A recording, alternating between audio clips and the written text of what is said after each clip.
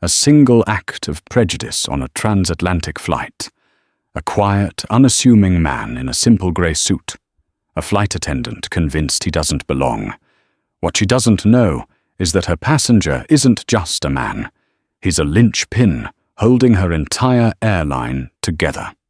She's about to make the biggest mistake of her career, a mistake that won't just cost her a job, but will trigger a multi-billion-dollar financial cataclysm before the plane even reaches cruising altitude. This isn't just a story about bad customer service. It's about the terrifying unseen power that walks among us, and the day one woman's arrogance grounded an empire. The air in John F. Kennedy International Airport's Terminal 4 was a familiar symphony of chaos.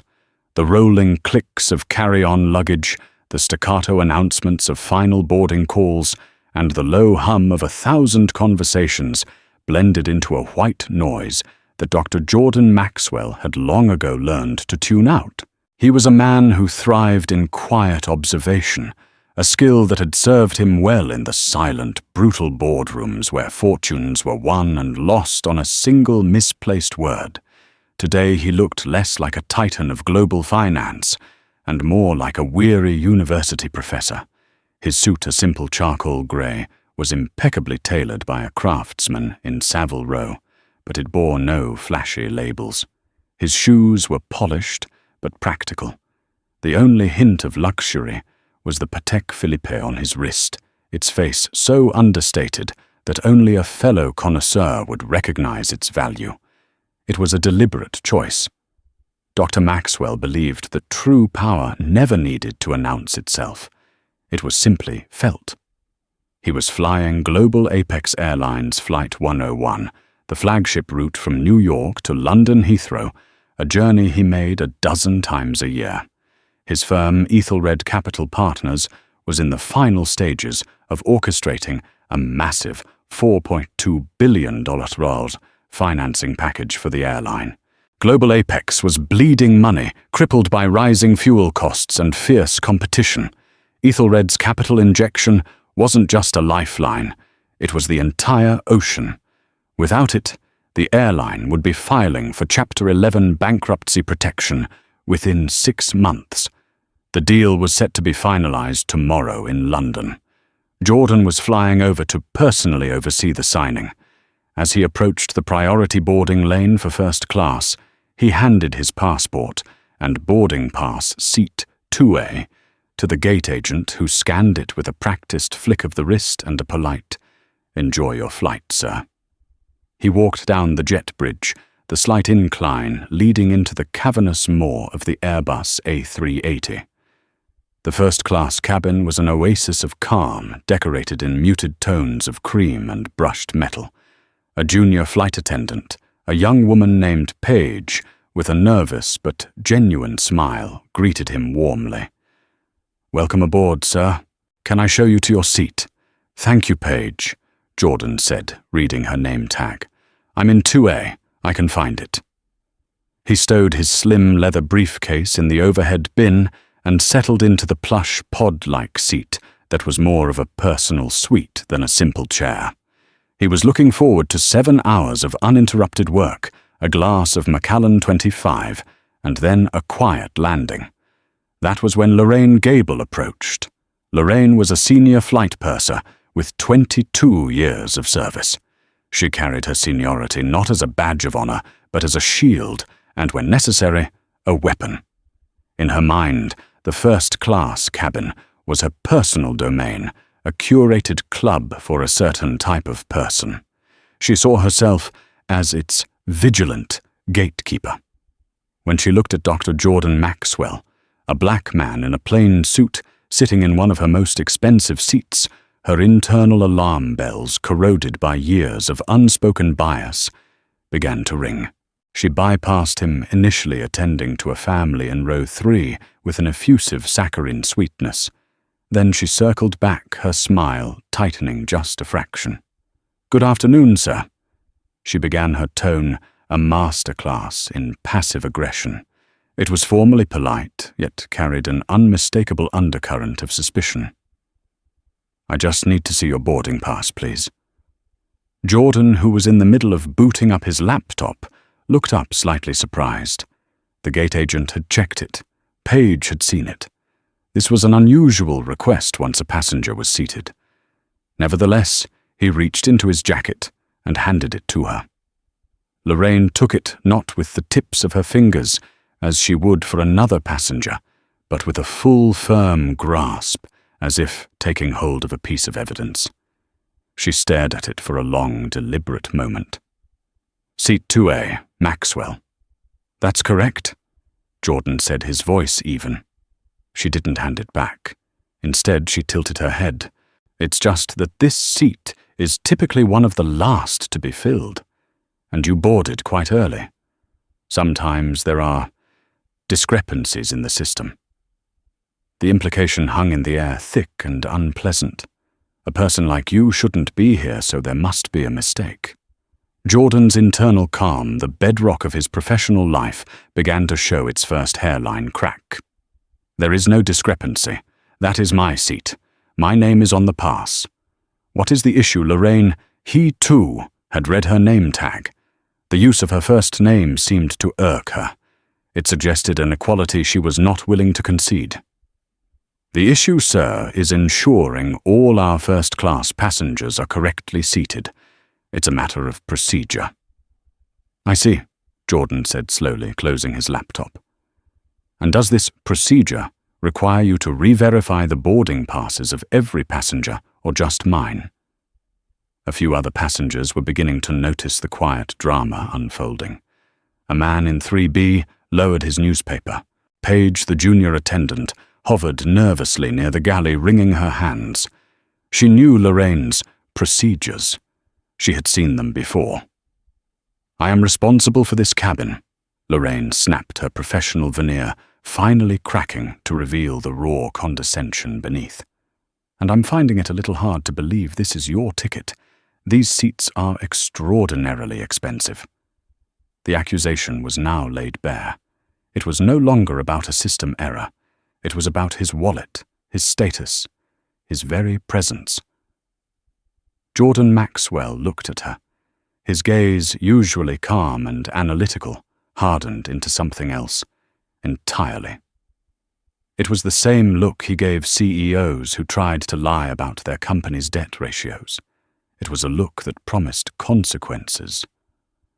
You have my boarding pass, he said, his voice dropping to a low, dangerous tenor.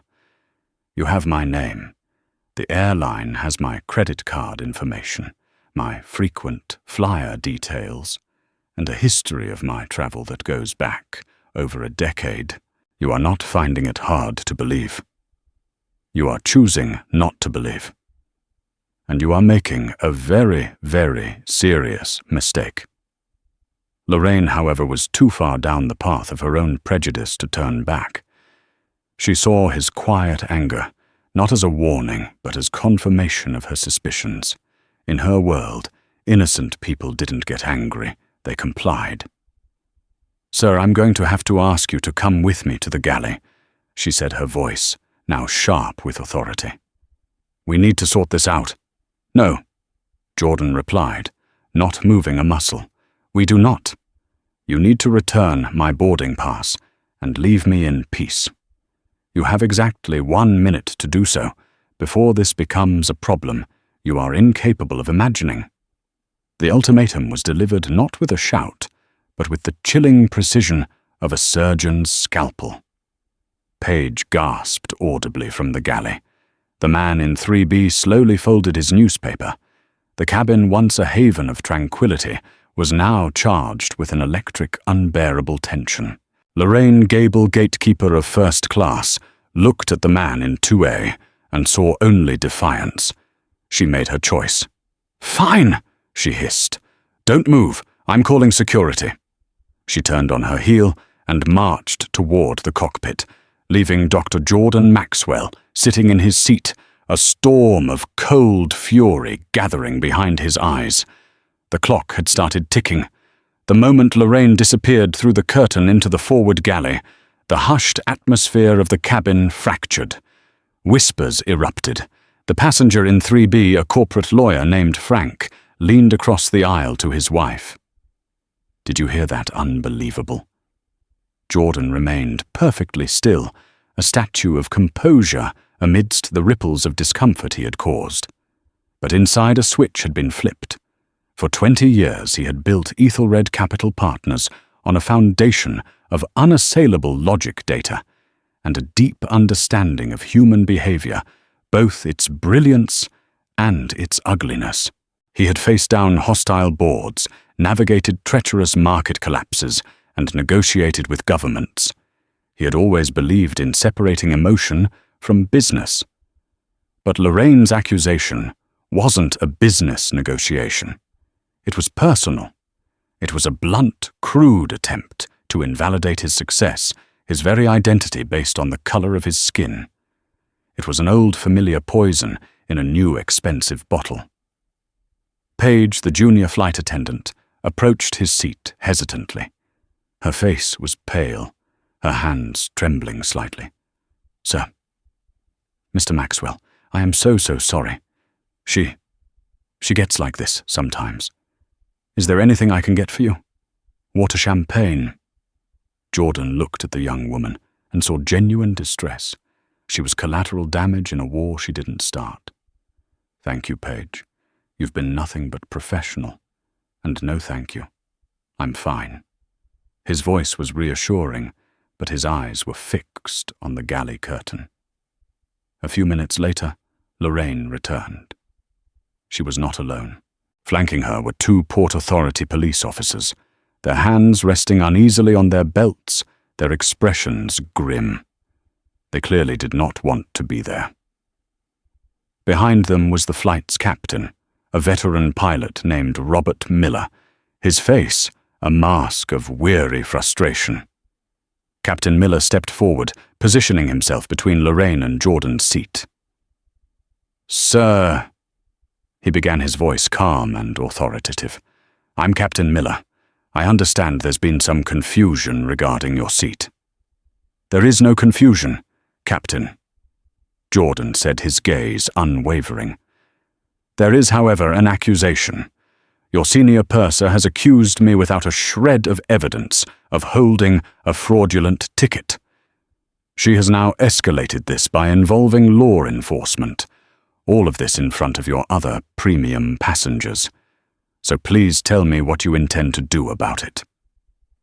Captain Miller shot a furious glance at Lorraine, who stood with her arms crossed, defiant and unrepentant. He had been in the pre-flight briefing when Lorraine had burst in, breathless, talking about a suspicious individual in 2A who was being aggressive. He knew Lorraine's history of petty tyrannies. "Lorraine, give me the boarding pass," Miller commanded, his voice tight. She handed it over. Miller examined it, then looked at Jordan. "Sir, for the record, could I please see a form of identification?" This was the critical juncture. Jordan knew that complying would resolve the immediate issue, but it would also validate the process. It would suggest the suspicion was reasonable enough to warrant investigation. He had already decided that line had been crossed. However, escalating the situation further on the plane served no purpose. The damage was already done, and the response would not happen here. It would happen in a place Lorraine couldn't see, on a scale she couldn't comprehend. He reached into his jacket, retrieved his passport, and handed it to the captain. Miller opened it, looked at the photo, looked at Jordan, and then looked at the boarding pass. "Jordan Maxwell, seat 2A. It all matches. Of course it all matches." He closed the passport and handed it back with a respectful nod. "My sincere apologies for this, Mr. Maxwell. It is completely unacceptable." He turned to Lorraine, his voice dropping to an icy whisper that was more terrifying than a shout. "What in God's name did you think you were doing? I was following procedure. He was being hostile." Lorraine sputtered, her self-righteousness beginning to crumble in the face of the captain's authority. "He was sitting in his assigned seat until you harassed him," Miller shot back. He then addressed the 2 officers. Gentlemen, thank you for your time. There has been a misunderstanding instigated by my crew. The situation is resolved. This passenger is exactly where he is supposed to be. The officers, visibly relieved to be exiting the situation, gave a curt nod and retreated up the jet bridge. Captain Miller turned back to Jordan one last time. Sir, on behalf of Global Apex Airlines, I apologize. This should never have happened. If there's anything at all I can do to make the rest of your flight more comfortable, please don't hesitate to ask. Jordan simply nodded. Thank you, Captain. Your professionalism is noted. The unspoken addendum was clear, and it will be the only thing I remember positively from this experience. As the captain gave Lorraine a final withering look and returned to the cockpit, a sense of grim finality settled over the cabin. The show was over. Lorraine, pale and tight-lipped, was forced to walk past Jordan's seat to continue her duties. She refused to make eye contact, her face a burning mask of humiliation and fury. She hadn't been vindicated. She had been reprimanded in front of her passengers. In her mind, this wasn't her fault. It was his. The cabin doors were sealed. The safety announcement began to play on the screens. The giant aircraft pushed back from the gate with a powerful groan. As the plane taxied toward the runway, Jordan Maxwell opened his laptop again. He wasn't looking at spreadsheets or deal memos anymore. He connected to the sluggish, expensive onboard Wi-Fi. The connection was slow, but it was all he needed. He drafted a short, precise email. He pulled up a single contact in his secure messaging app. The engines of the A380 began to roar, pressing him back into his seat as the plane accelerated down the runway, lifting gracefully into the New York sky. The city lights twinkled below a sprawling constellation of human endeavor. Inside the quiet, air-conditioned cabin, 30,000 feet above the earth, Dr. Jordan Maxwell hit send. The message traveled from the aircraft's satellite antenna to a server farm in Delaware, then to a sleek, glass-walled office in Midtown Manhattan. In that office, a man named Richard Prescott, the chief operating officer of Ethelred Capital, was packing his briefcase for the night. His phone buzzed with a top-level priority notification. He saw the sender's name, Jordan Maxwell, and opened it immediately. The message was brief and utterly devastating. Richard, reproject Constellation. Terminate. Effective immediately. Full stop. All tranches. Cite irreconcilable differences in corporate culture and a fundamental failure of operational integrity. Draft the public release for 0900 London time. No further discussion. Richard stared at his phone, his blood running cold. Project Constellation was their internal codename for the Global Apex Airlines financing deal, the $4.2 billion deal, the deal that was a mere 10 hours from being signed. Terminate, the message said. Full stop. Jordan never used such language unless the situation was catastrophic. What could have possibly happened between the airport curb and the airplane seat? Richard didn't question the order. He had worked with Jordan for 15 years. He knew that when Jordan made a decision like this, it was absolute. He immediately picked up his desk phone and hit the speed dial for Ethelred's head of legal, their PR director, and the lead bankers at Goldman Sachs, who were underwriting the bond issuance. Get everyone on a conference call. Now, he commanded, his voice urgent. Project Constellation is dead. As Flight 101 banked east over the Atlantic Ocean, its passengers settling in for the night, a financial earthquake was beginning to rumble deep beneath their feet. The first tremors were already being felt in the heart of New York's financial district. And the woman who had caused it all, Lorraine Gable, was busy pouring champagne, utterly oblivious to the fact that she had just single-handedly doomed the very company that signed her paychecks. The first-class cabin of Flight 101 settled into the rhythm of a long-haul journey. The lights were dimmed to a soft, ambient blue. The clink of cutlery and the murmur of low conversations created a soothing backdrop. Most passengers were either eating, watching movies, or drifting off to sleep. For them, the unpleasantness at the start of the flight was a fading memory, a strange bit of in-flight drama. For Dr. Jordan Maxwell, it was the calm before a self-inflicted storm. He had declined the meal service, asking Paige only for a glass of water and the bottle of Macallan 25 he had been looking forward to. He poured a small measure into a crystal tumbler, the amber liquid catching the dim light. He wasn't drinking for pleasure now. It was a ritual, a moment to steady himself before executing the final irreversible step. His email to Richard had set the wheels in motion. Now he needed to speak to him directly to ensure the message was understood in all its brutal clarity. He activated the satellite phone built into his suite's console. The cost was astronomical, but the price of this call was about to be dwarfed by the cost of what it would set in motion. He dialed Richard's secure direct line. Back in Manhattan, the Ethelred Capital Office was a hive of frantic, controlled chaos. Lights were on in the executive wing, a rare sight after 8 p.m. Richard Prescott was pacing in his office, a headset on juggling calls between his legal team and the shell-shocked bankers. When the encrypted line from Jordan rang, he cut off his other call instantly.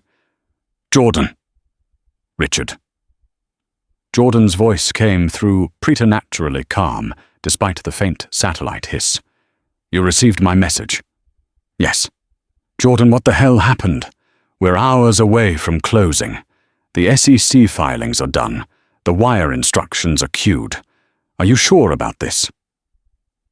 Richard's job was to execute, but the sheer magnitude of this reversal compelled him to ask. "I have never been more certain of anything in my professional life," Jordan said. The coldness in his tone cut through the static. "Listen carefully. This is not a negotiating tactic. This is not a postponement. We are terminating our relationship with Global Apex Airlines permanently." He took a slow sip of scotch. "Our press release should be concise. It needs to cite a complete and catastrophic failure of the airline's corporate governance and professional standards observed at the highest levels of customer-facing interaction. It should state that this observation has led Ethelred to conclude that the company's internal culture is fundamentally broken, posing an unacceptable risk to our capital." Richard was scribbling notes furiously. "Corporate governance. Broken internal culture. Jordan, this is incendiary language. This will vaporize their stock. They'll sue." "Let them," Jordan replied flatly.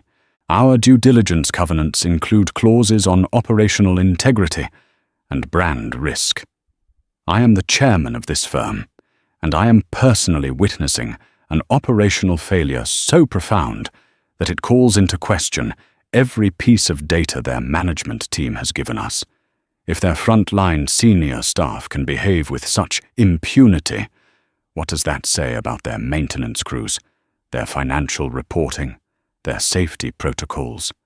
The entire edifice is suspect. Document everything. Timestamp the incident. My formal report will be on your desk before we land." There was a pause. Richard could hear the faint hum of the aircraft engines behind Jordan's voice. "My God, Jordan. What did they do?" Jordan hesitated for a fraction of a second, the mask of the ruthless financier slipping just enough to reveal the man beneath. "They decided I didn't belong. On their plane, in a seat I paid for, in front of a cabin full of people." He said it without emotion, a simple statement of fact that carried more weight than any angry outburst could. "They treated me not as a customer, but as a potential criminal. Their senior purser, a woman named Lorraine Gable, refused to accept my boarding pass and called airport security to remove me." Richard was stunned into silence. He knew Jordan. He knew of the subtle and not-so-subtle slights he had endured his entire life while building his empire. He also knew Jordan's immense pride. This wasn't just an insult.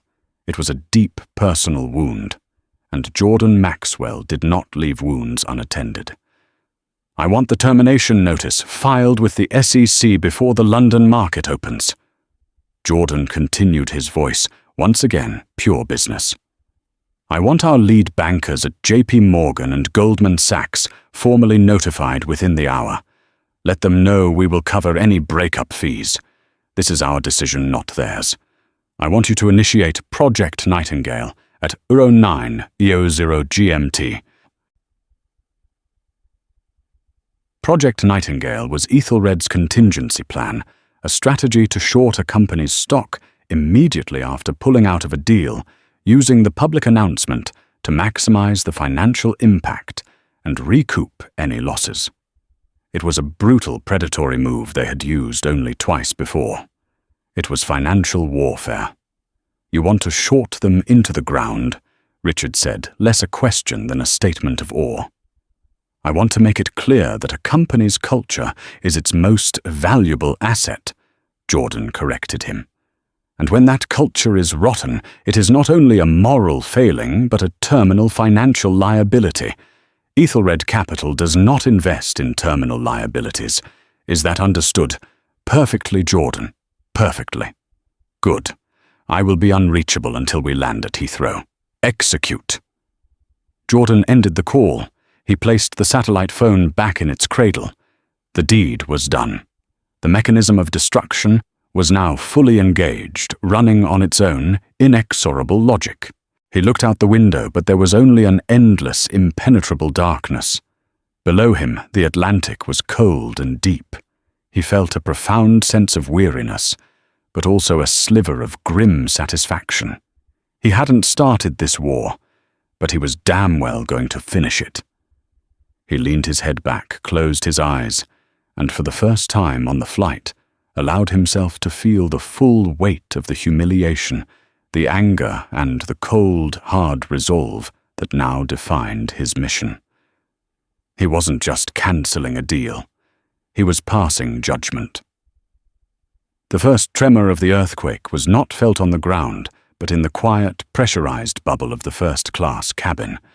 It arrived silently, delivered by the invisible tendrils of satellite Wi-Fi.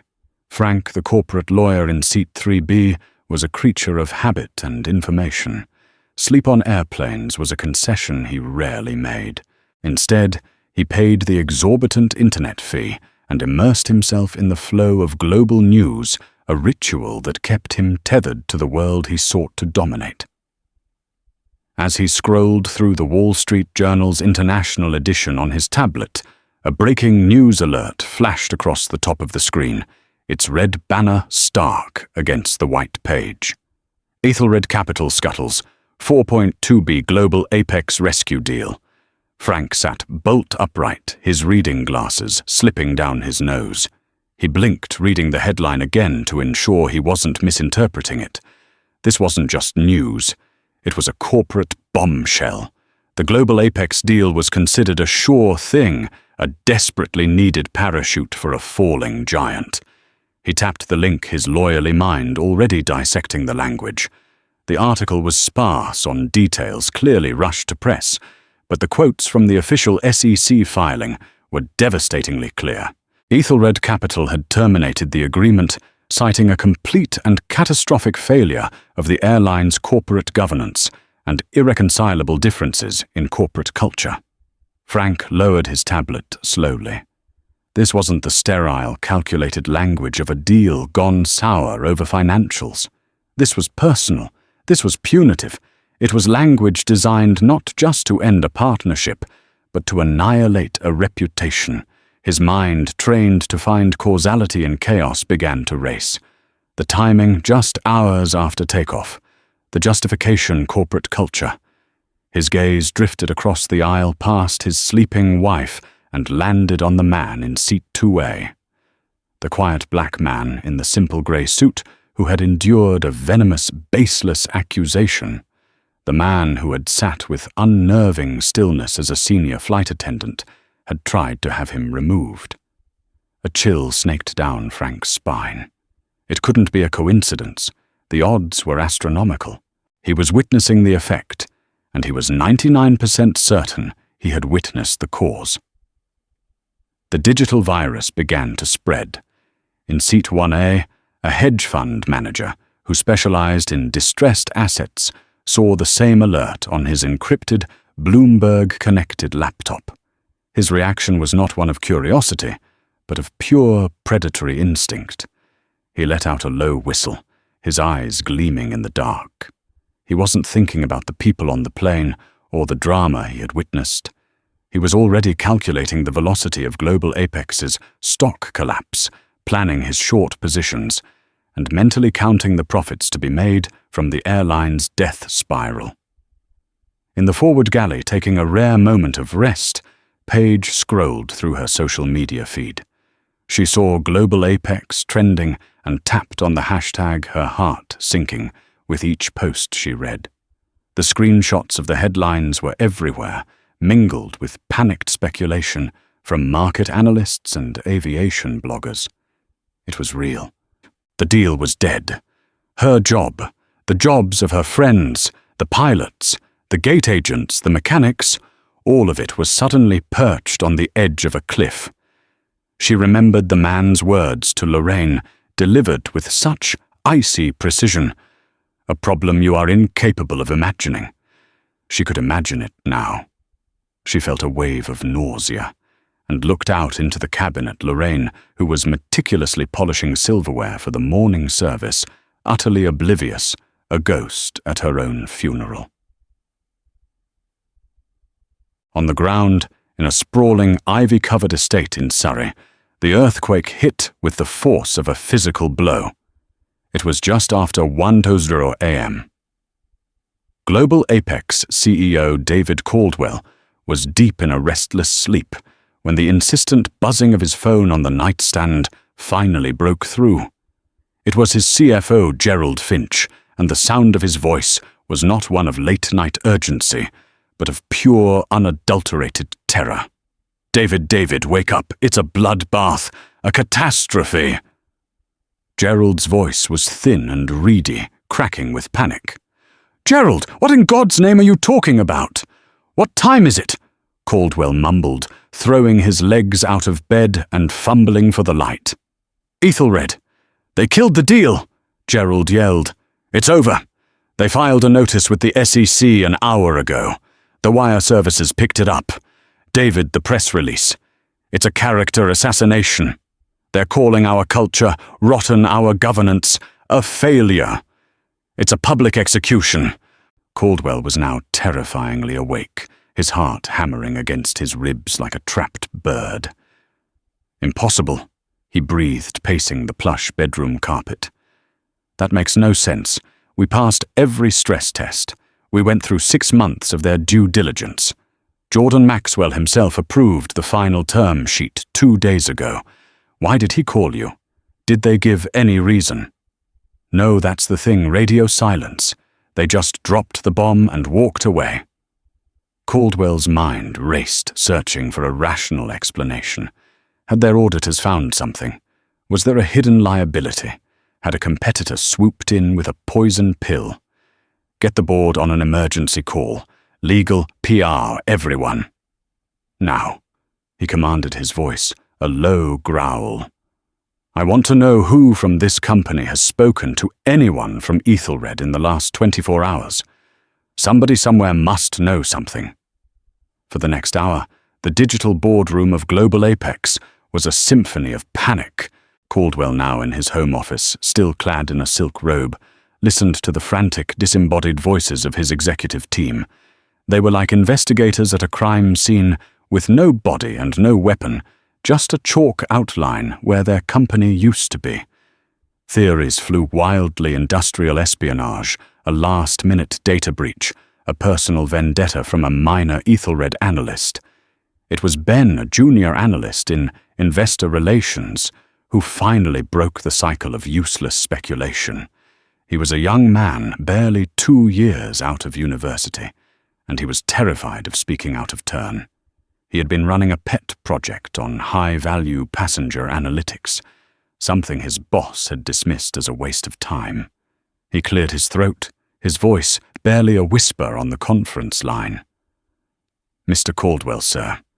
This is Ben Carter in IR. This is probably nothing." "Spit it out, Ben. We have nothing," Caldwell snapped. "Well, sir," Ben said, his voice trembling slightly. "The head of Ethelred Capital is Dr. Jordan Maxwell, correct? I was just cross-referencing our premium passenger manifests for today's transatlantic flights, just on a long shot. According to our system, a Dr. Jordan Maxwell is currently a passenger on Flight 101 from JFK to Heathrow. He's in first class, seat 2A. The conference line, which had been buzzing with a dozen panicked conversations, fell utterly silent. The only sound was the faint hum of the speakerphone. In that sudden, profound quiet, a new and terrible kind of dread began to materialize. Caldwell felt a cold knot form in the pit of his stomach. "Ben," he said, his voice dangerously quiet. "Confirm that. And get me the captain's log for Flight 101. I want to know if there were any incidents reported during boarding, any disturbances, anything at all."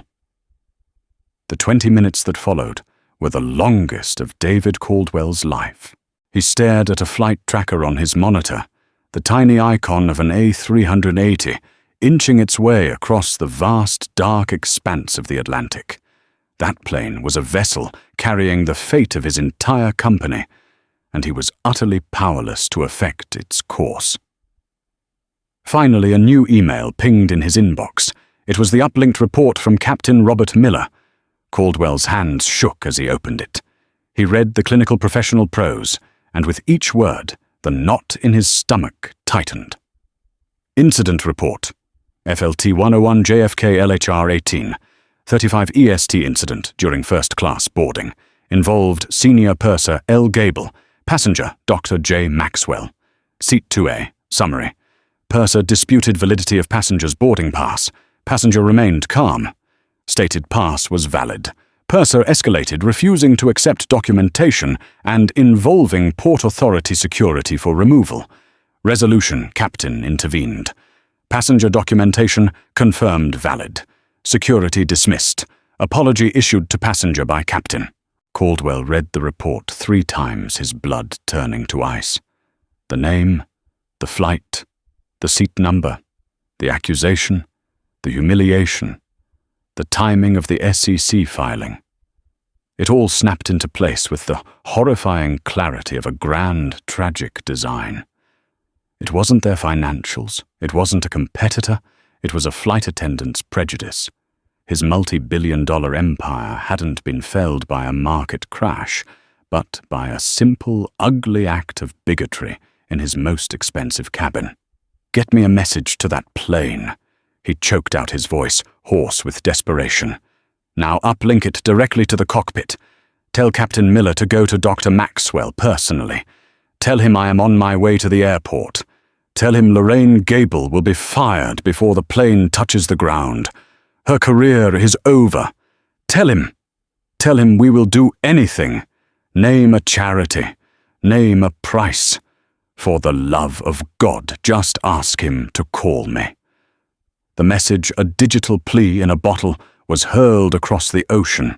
In the darkened cockpit of Flight 101, Captain Miller watched the words scroll out of the console printer. He read the desperate, panicked message from his CEO and felt a deep, profound sense of doom.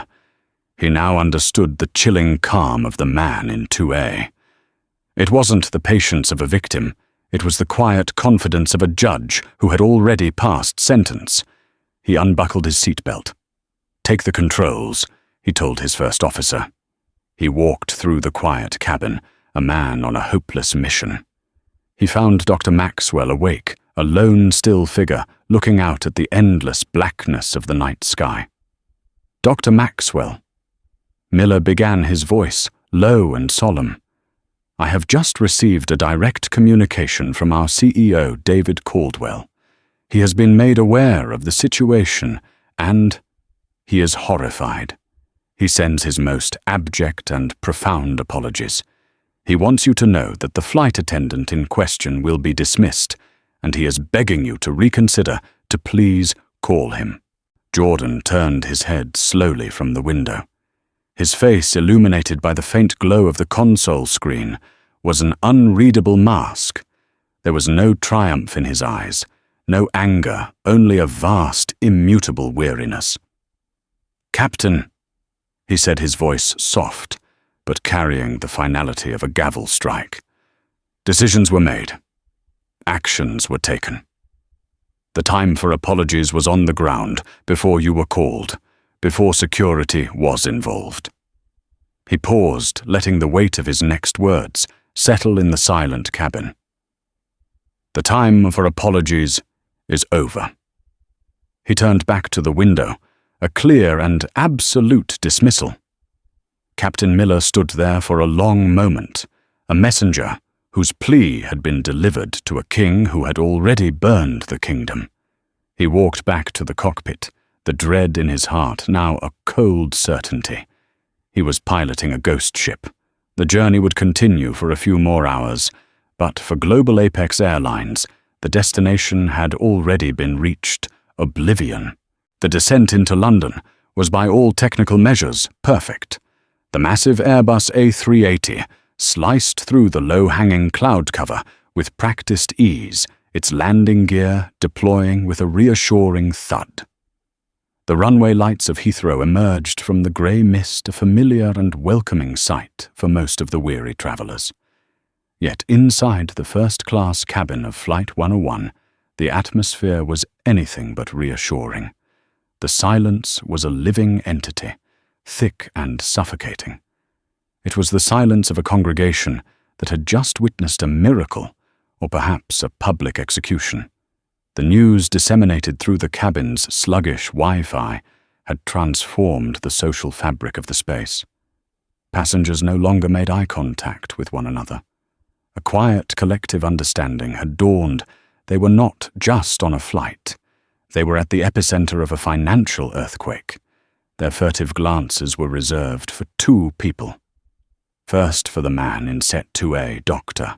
Jordan Maxwell, who now seemed less like a passenger and more like a deity of corporate vengeance, calmly looking out the window as the world he was remaking rushed up to meet him.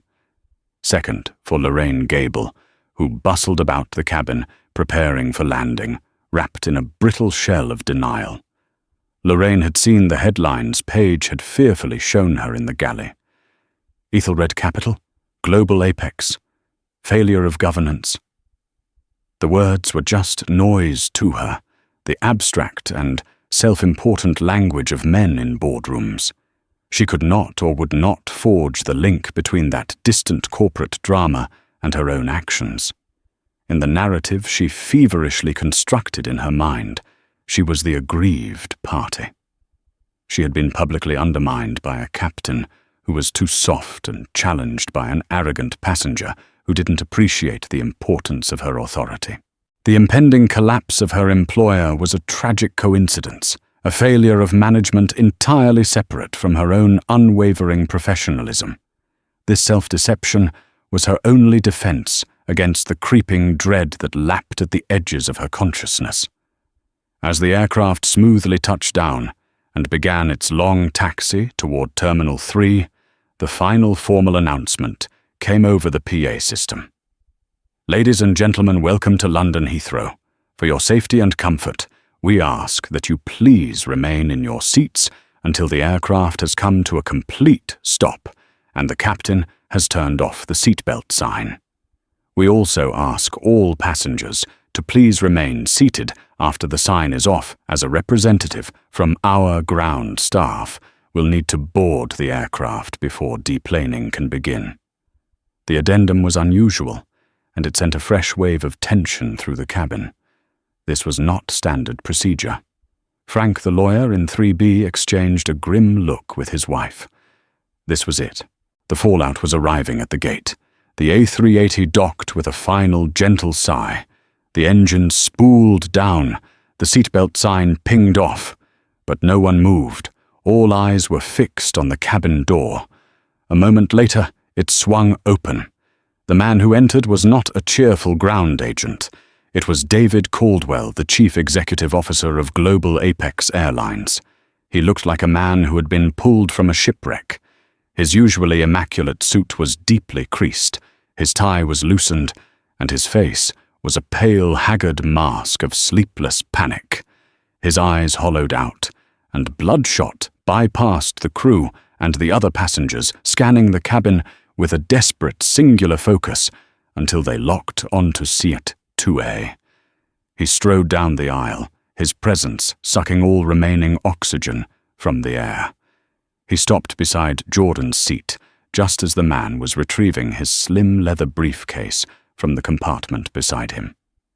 "Dr. Maxwell," Caldwell began, his voice a hoarse, strained plea. "David Caldwell. I came from home the moment I heard. Please, can I just have a word? Just one moment of your time. Whatever happened here, it was a grotesque anomaly, a violation of everything we stand for. We can fix this. I can fix this." Dr. Jordan Maxwell finished securing the latch on his briefcase with a soft click. He stood up slowly, his movements deliberate and unhurried. He was not tall, but at that moment he seemed to tower over the pleading CEO. He looked Caldwell directly in the eye, and in his gaze there was no anger, no satisfaction, only a profound and chilling emptiness. The matter was so far past emotion that it had become a simple, unchangeable fact of the universe, like gravity or the passage of time. He delivered the final fatal judgment. "Mr. Caldwell," he said, his voice quiet, but carrying the immense weight of the billions of dollars and tens of thousands of jobs behind it. "Your company had its word with me in New York. We have nothing further to discuss." With that, he turned. The other passengers instinctively leaned away, clearing a path for him, as if by royal decree. He walked toward the open door where two discreet men in dark, well-fitted suits were waiting for him on the jet bridge. They flanked him seamlessly, their presence a quiet testament to a world of power and influence that Caldwell could now only dream of. The trio disappeared down the corridor without a backward glance, leaving the CEO of Global Apex Airlines standing utterly defeated in the aisle of his flagship aircraft. For a long moment, Caldwell just stood there, his shoulders slumping, as the last sliver of hope evaporated.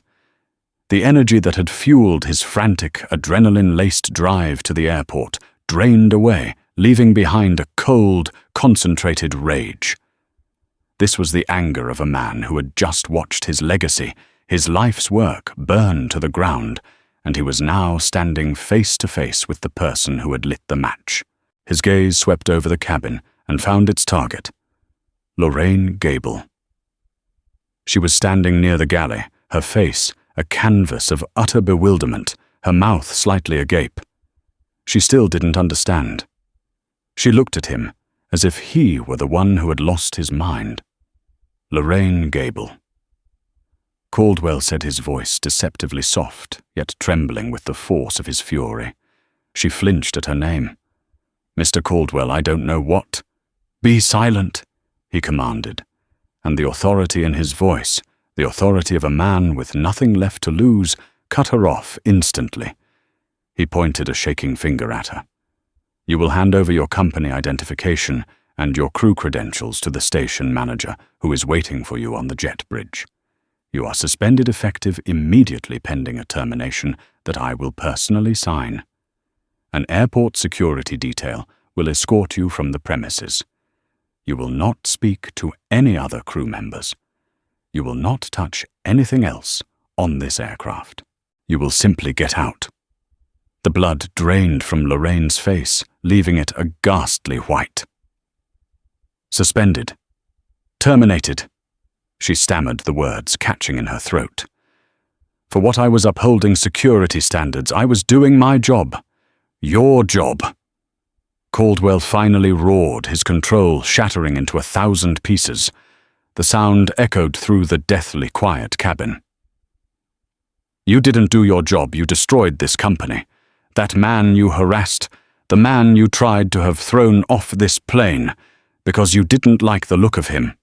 That was Dr. Jordan Maxwell, the chairman of Ethelred Capital, the man whose money, whose $4.2 billion investment, was going to save all of us. You, with your cheap, petty, disgusting prejudices, have just cost 50,000 people their jobs, their homes, their futures. He took a ragged breath, his face inches from hers. So no, you weren't doing your job. You were signing the death warrant for Global Apex Airlines. Now get off my aircraft. The world finally brutally crashed down on Lorraine Gable. The name Jordan Maxwell, Ethelred Capital, the headlines, the whispers, the captain's fury, the CEO's anguish. It was not a coincidence. It was a straight line, an arrow of cause and effect, and it had been pointing at her all along. A wave of vertigo washed over her, and she physically staggered back, her hand flying to her mouth to stifle a sob of pure, uncomprehending horror. Dazed, she was turned over to the station manager, a grim-faced man who took her badge without a word.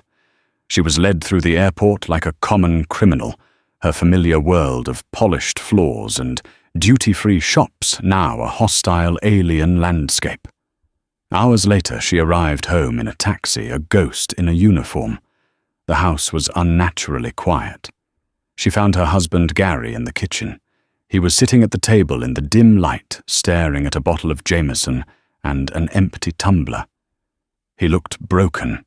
"Gary," she whispered her own nightmare, momentarily eclipsed by the tangible despair radiating from him. "What's wrong? What's happened?" He looked up, and his eyes were hollowed out. "It's over, Laurie," he said, his voice a dead, flat monotone. "Everything. It's all over." "What's over, Gary? Talk to me."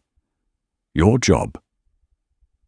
A cold dread, sharper and more personal than anything she had felt before, began to snake around her heart. Gary was a senior logistics manager at Aeroparts Solutions, a supplier whose entire business model was built around its exclusive 15-year contract with a single massive client. "The company," he clarified, his voice cracking. "We lost the contract this morning, our only contract. They called an emergency all-hands meeting over Zoom. Our client, their financing deal collapsed overnight. It was their last hope. They're filing for bankruptcy before the markets open tomorrow." "Who?" Lorraine asked, though she already knew the answer. She felt the word clawing its way up her throat. "Who was the client, Gary?" He let out a short, bitter laugh that was more like a sob. "Who do you think? It's been my whole damn life for a decade and a half. The company that pays this mortgage. The company that's supposed to pay for our son's university tuition. Global Apex Airlines." The name hit her with the force of a physical blow.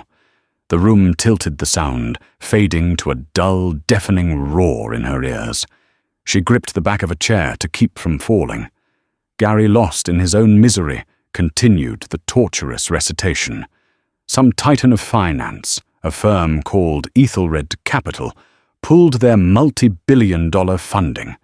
Just like that, snapped their fingers and erased a 50-year-old company.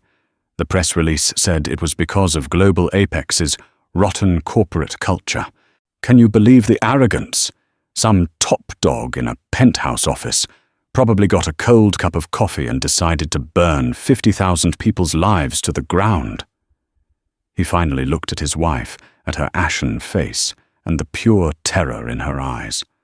"Laurie, what is it? You look like you've seen a ghost." The pieces of her shattered world lay at her feet, sharp and cruel. The image of Dr. Jordan Maxwell's calm, impassive face. The sound of David Caldwell's raw, broken roar in the cabin. And now the sight of her husband's devastated face at their kitchen table. She hadn't just lost her job. She hadn't just humiliated herself. She had, with a single act of blinding arrogance, personally and meticulously dismantled her own life and the life of the person she loved most. This was the hard landing. There was no emergency exit. There was no walking away. She, Lorraine Gable, the self-appointed gatekeeper of first class, had judged a man unworthy, and in doing so, she had rendered her own life and her own family bankrupt. The silence in the kitchen was no longer just the absence of sound. It was the sound of absolute ruin. In the end, this story serves as a chilling, real-world reminder that our actions, especially those born from prejudice, can have consequences that ripple far beyond our immediate sight. Lorraine Gable didn't just have a bad day at work. Her choices set off a chain reaction that devastated tens of thousands of lives, including her own. Dr. Jordan Maxwell, a man who built an empire, was forced to use his immense power not to build, but to dismantle all because of a single demeaning encounter. This story highlights the unseen threads that connect us all, from a flight attendant's bias to a CEO's panic, from a multi-billion-dollar deal to a family's kitchen table. It's a powerful lesson in humility, respect, and the terrifying truth that sometimes the quietest person in the room is the one who holds all the cards. If this story resonated with you, please hit that like button, share it with someone who needs to hear it, and subscribe to the channel for more true stories about actions and their life-altering consequences. What do you think? Was the response justified? Let us know in the comments below.